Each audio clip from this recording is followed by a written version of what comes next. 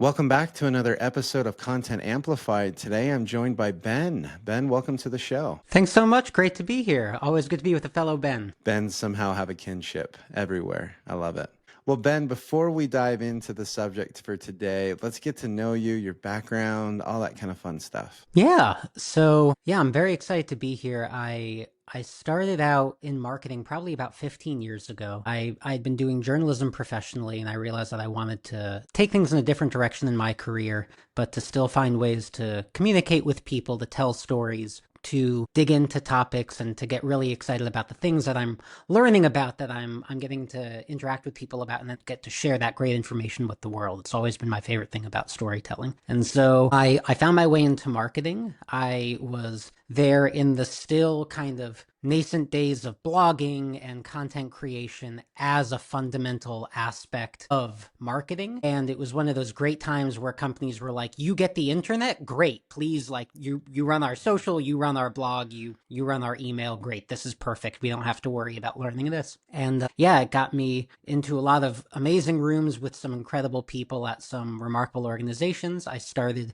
in the kind of freelance and agency contract side of things, worked for a lot of different incredible organizations over the years, ended up moving in-house, took a couple of jobs doing content at a number of different organizations, and all the while I was doing comedy and acting and writing on the side, and was very involved in the comedy scene out in Chicago. I was performing improv at the Annoyance Theater, at I.O. Chicago, and eventually with the Second City, and I ended up actually leaving my full-time marketing work for a number of years because I was on the Second City National Touring Company. So I was doing professional comedy all over the country, performing with an amazing group of people, doing improv and sketch comedy everywhere from Alaska to Florida and everywhere in between, and saw some really amazing things, went to some places I would never hope to return to again, stayed at more Hampton Inns and I can count on my fingers and toes, but it was a really incredible time. And then, right around the time COVID came around, I realized, as I did in those early journalism days, I think this is maybe something that is no longer what I want to be the main focus of my life. Went back to doing marketing full-time instead of part-time, and was very lucky that I was able to take a lot of lessons that I learned from improv with me as I was getting back to the marketing work. And since then, I've been working at a company called Basis Technologies, which is an ad tech company based in Chicago. And I've been working with them on their brand and content marketing for the last 4 or so years. I love it. Well, Ben, we're going to dive into this really cool experience that you have doing improv comedy, your acting, and all of that fun stuff. First and foremost, how did you get into it? Like, how did you get into the space? Like, what sparked it? Was it always from a kid? Like, what kind of started that journey for you? It was a complete accident, and I'm still not convinced it ever should have happened, and I have no earthly idea how it managed to happen. I had no experience acting. I had no experience performing in any way. I went to college. I had a bunch of friends in college who were actors. I knew people who were interested in improv. I liked watching comedy. I didn't watch a ton of TV growing up. I didn't watch a ton of movies growing up. I never stepped foot on stage. But I was in Chicago. I was in my early 20s, and I just thought to myself, you know what? I'd love to meet some friends. I'd love to find something that I can do that is trying something new, put myself out there, take a risk, see what might happen. And they had classes at the Second City. They had classes at I.O. They had classes at the Annoyance. And so I just signed up on the lark at the Second City to take an improv level 1 class.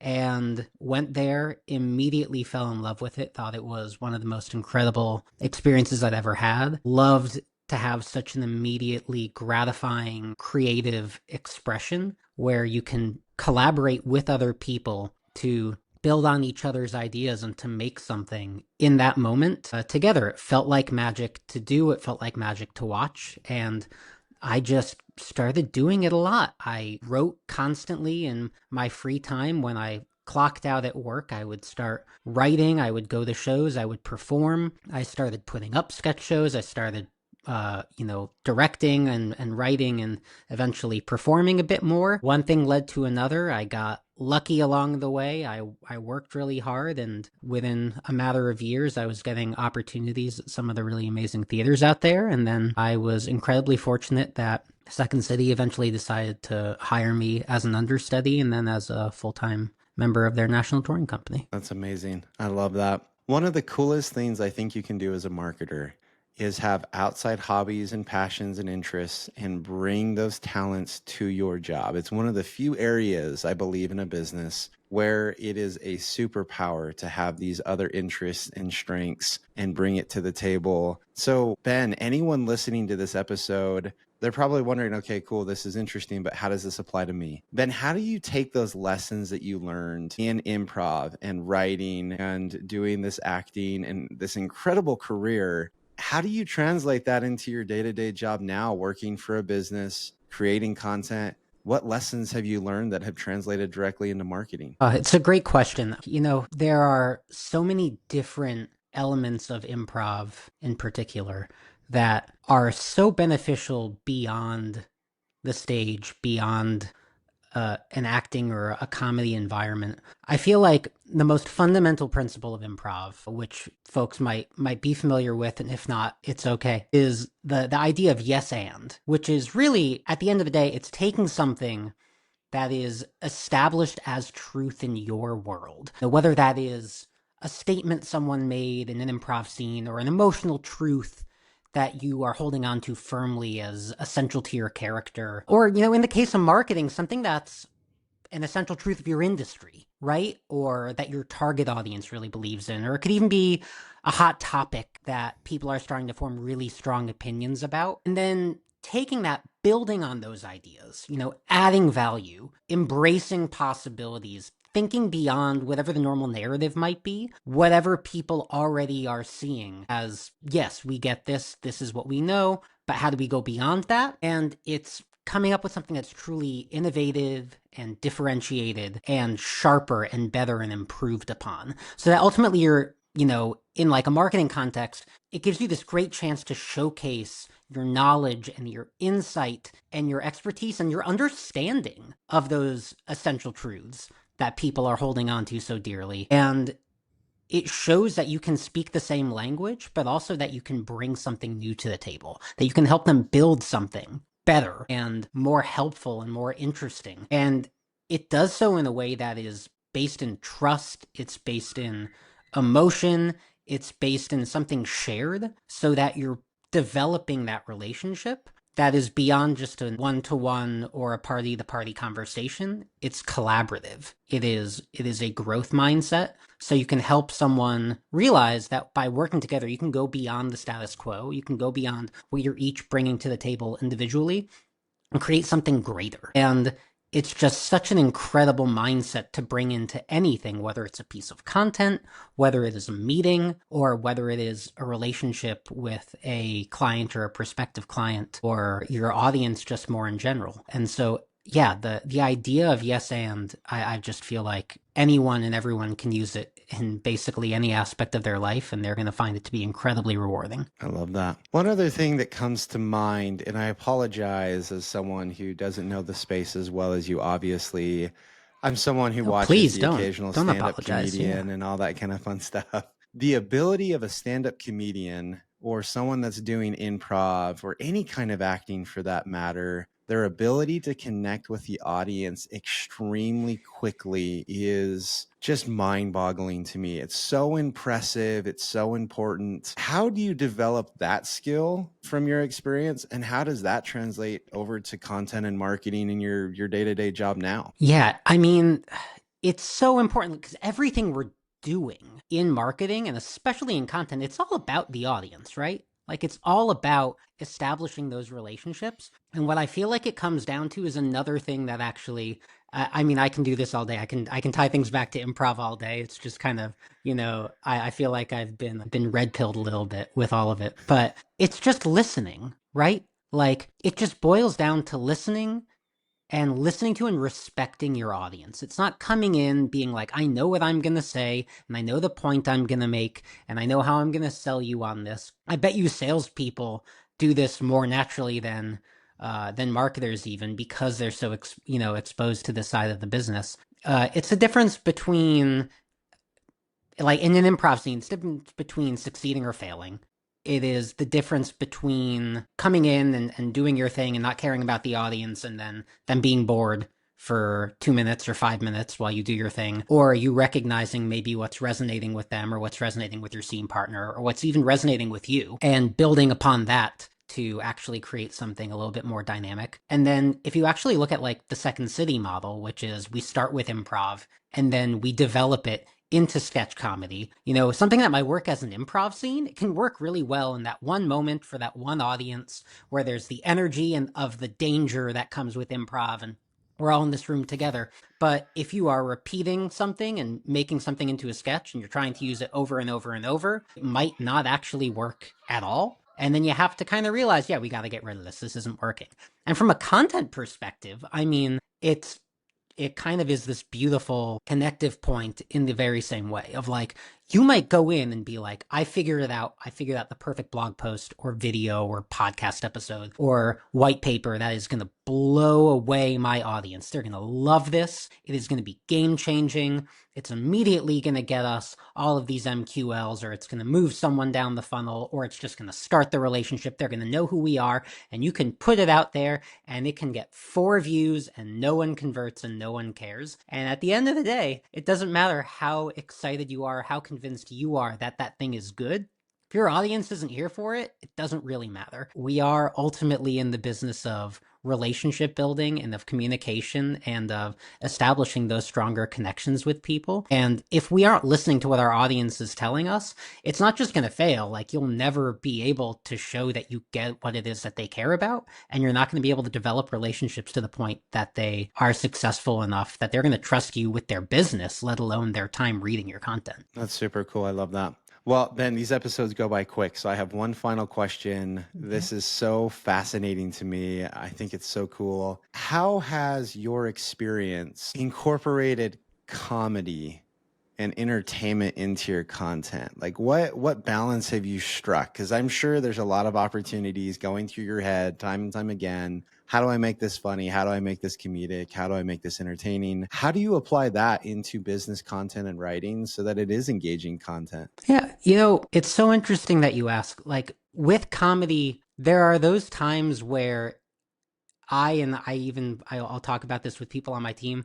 We almost have to tone it back a bit because the temptation is to weave it into everything, to get a little loose, to make sure that we're having a lot of fun with people. And there are great places if you pick your spots to work that stuff in. Comedy is a great way to establish emotional connections with people, to help people let their guard down. At Second City, from an improv standpoint, you're going out and you are performing things that are inherently social and political satire in parts of the country that don't necessarily want to hear your social and political satire. And the way that you're going to have those things succeed and get people to not just laugh, but to consider something outside of their initial perspective is by bringing comedy to it, making sure everything is rooted in truth and emotion and reality, making sure that people feel like they can connect to the individuals on stage, which will then allow them to laugh a little bit more earnestly, which will then allow them to open their minds up to hearing what it is that you're actually trying to say to them.